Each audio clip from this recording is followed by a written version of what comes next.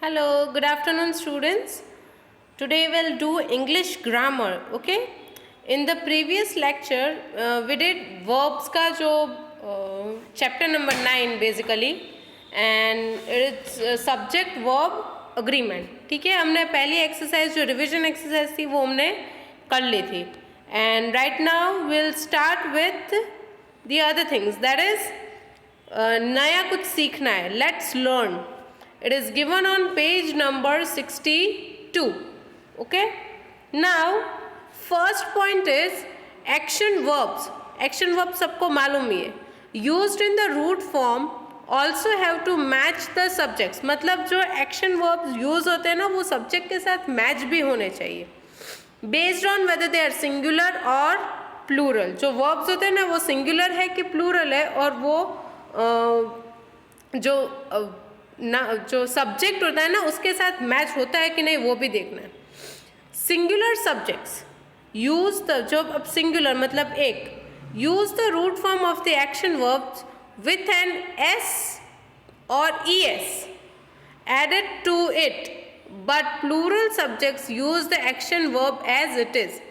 अब क्या होता है जब सिंगुलर शब्द को यूज होता है ना सिंगुलर वर्ब या सिंगुलर सब्जेक्ट तो वहाँ पे हम लोग पीछे एस या फिर ई एस लगाते हैं. ओके. और अगर जब प्लूरल सब्जेक्ट होता है ना तो उसके पीछे कुछ नहीं लगता है. प्लूरल में कुछ भी नहीं लिखता है. ठीक है, जैसा वर्ब है वैसा ही हम लोग लिखते हैं. और सिंगुलर में क्या हो जाता है जो वर्ब होता है उसके पीछे एस या फिर ई एस लग जाता है. ठीक है. नाउ सिंगुलर में क्या होता है उसको बनाना पड़ता है. प्लूरल तो प्लूरल है ही. ठीक है. नाउ एग्जाम्पल ही ईट्स एवरी डे. वो हर रोज खाता है. दे ईट एवरी डे. दे मतलब बहुत सारे हर रोज खाते हैं. ठीक है. ईट एंड ईट्स यहाँ पे ईट्स है वो प्लूरल है. देखो अब जो दे मतलब बहुत सारे प्लूरल हो गया. ठीक है. और जो एक्शन वर्ब है ईट वो चेंज नहीं हो रहा है. ईट का ईट ही रहेगा. और ऊपर क्या हो रहा है जो सिंगुलर ही है सिंगुलर सब्जेक्ट ही है ना वो चेंज हो रहा है. He eats every day. Next Shyam wakes up early. देखो यहाँ पे सिंगुलर सब्जेक्ट है Shyam. Wakes that is verb. Wakes up early तो वेक्स वो हो गया पीछे एस लग गया. Now Shyam and Karim wake up early. Shyam और करीम प्लूरल हो गया. ठीक है. दो हो गए. वेक अप वहाँ पे कोई चेंज नहीं होगा. वेक up early. So this is the second point. Now the third point. In negatives and questions जहाँ पे कोई सेंटेंस नेगेटिव हो रहा है या फिर कहीं पे कोई क्वेश्चन मार्क आ रहा है. ठीक है. Singular subjects use does. जो सिंगुलर सब्जेक्ट होता है ना वो क्या यूज करता है does along with the root form of the verb and plural subjects use do with the root form of the verbs.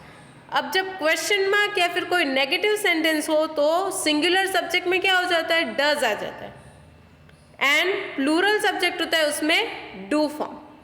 Got it. Now here comes the example of that. He does not like to sing.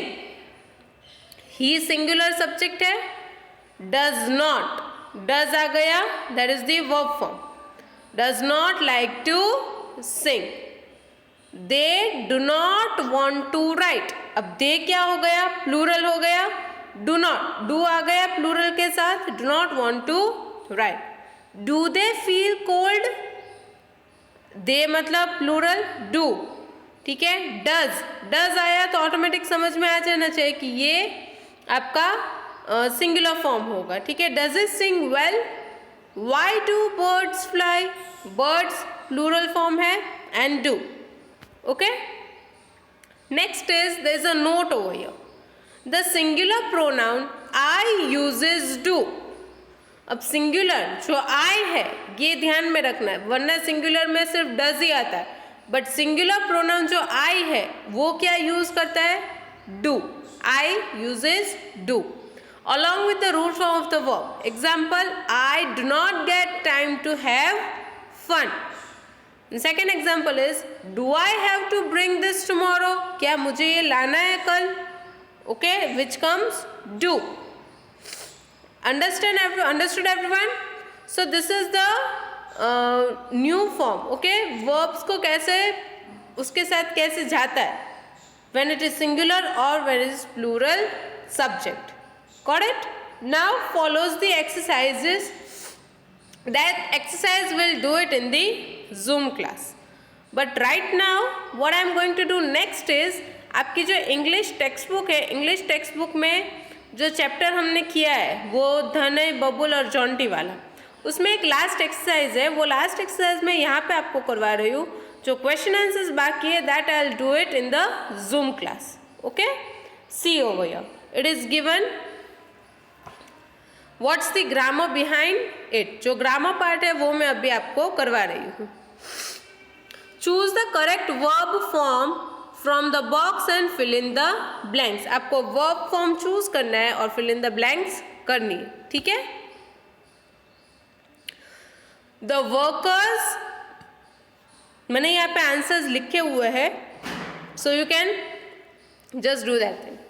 The workers are repairing the broken down bridge across the river. I am busy at the moment. I am telling a story to my little brother. I am trying to put him to sleep. Shh! Don't let my mother know that I am baking a cake for her birthday.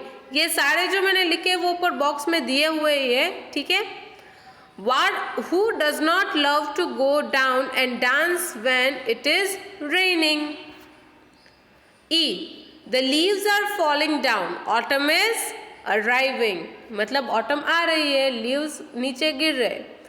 The busy tailor birds are stitching. देखो, birds are stitching their nest by joining leaves together. Yippee, it is snowing. I'll build a snowman now. Look, the little girl is dancing all by herself. Doesn't she look sweet?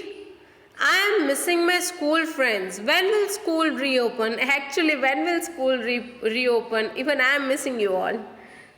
The boy is studying hard. He will succeed. Okay? So these are the verbs. Now, did you know verbs that you have filled in end with ing verb form and indicates the action that is happening at the time of speaking. Okay, जब बोल रहे होते हैं ना तब कौन सी action जा रही है ना उसका वर्ब फॉर्म यहाँ पे लगाया है. ठीक है, ing फॉर्म में है. So that's it.